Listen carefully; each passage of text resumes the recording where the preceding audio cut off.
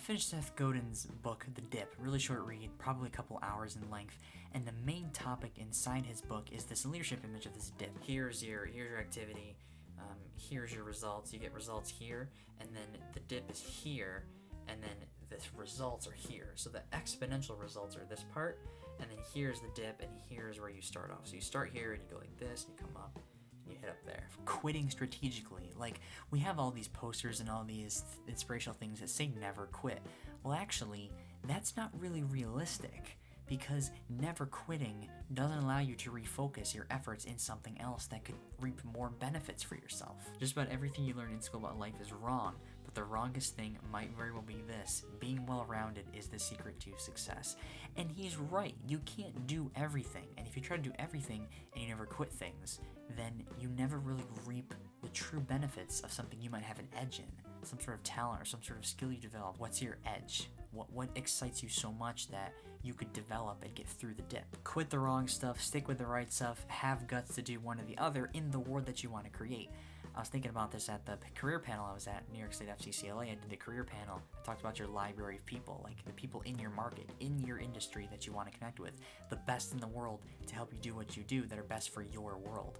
Those are the kinds of people that can help give us an edge. The amount of variety we have access to in terms of stuff we can do now with the internet and how people we can connect with is huge. Like, we can connect with so many people. It's more important ever to be the best in the world. It's easier to be if you can actually set limits on excess. That's the theme from the other book I was reading by Simon Sinek. The two things we get stuck on in this book are the cliff edge and the cul-de-sac. A cul-de-sac is basically a point where there's a dead end and you get on it and you can't go any further, so you're just wasting time and energy. And then the cliff edge is a situation where you can't quit until you completely fall off and everything falls apart. The dip creates scarcity, and scarcity creates value. And if you're in a market that's scarce and you could be the best in your market, there you go, there's your edge. This is just such a juicy idea because it's so visual. The brave thing to do is to tough it out and end up on the other side and reap all the benefits from scarcity, from that value, whatever you're in. Skiing is just an example. The mature thing is not even to bother snowboarding because you're not going to make it through the dip. I can't become the best in the world at snowboarding. I don't have the experience and the time and energy into it already to be the best in the world. Of course I could do it.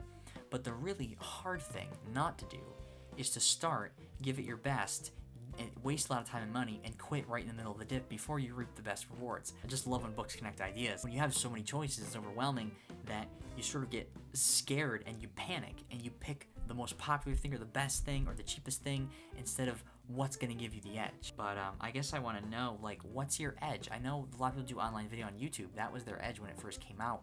But are there things that you've quit before?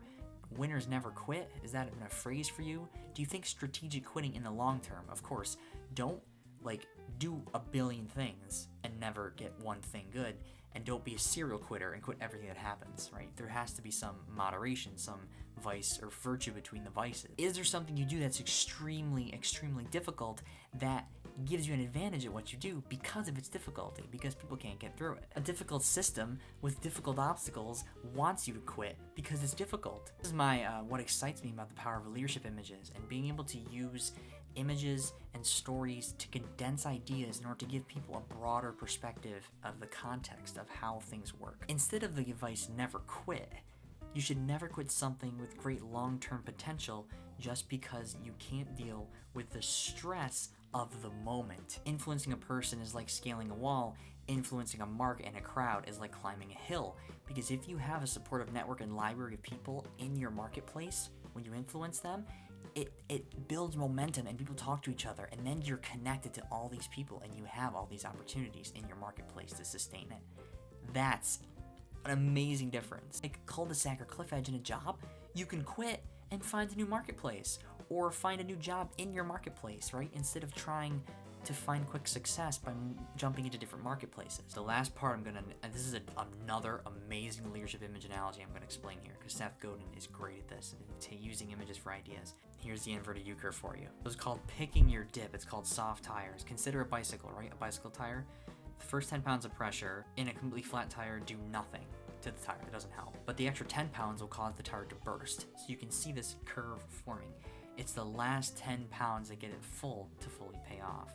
If you enter a market that's too big or too loud for the amount of resources you have available, your message is going to get lost. Your market disappears, your message fails to spread. Like adding just a few pounds of air to a flat tire, launching a product into a too big of a market has little effect. You can't create pressure and scarcity, so you never reach that dip that you have to get through. Figure out how much pressure you've got available in your marketplace.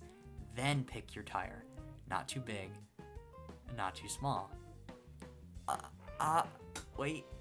There it is. If it's not going to put a dent in the world, quit right now. Quit and use that void to find the energy to assault the dip that matters.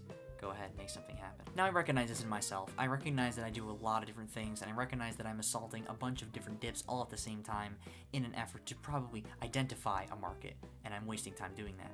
But I want to know your thoughts. I want to know what you think about it. Are you doing like one awesome thing with all this effort? Or are you doing a bunch of things? I'm just curious. What direction, what dip are you going toward? Are you identifying one? What do you think about this whole never quit mentality? This is a quite philosophical VEDA, but amazing book, short book. You should definitely check it out if you're interested. And Seth Godin's blog and everything else. I can probably link that down below in the doobly-doo. It's just so fascinating. Okay, so that's all. Thanks for watching. Keep being you. DFTBA. Don't forget to be awesome. I already said that twice. Everybody Palka. Goodbye. See you tomorrow. Happy VEDA. Keep watching VEDA videos. I'll link people below too. Bye. Goodbye.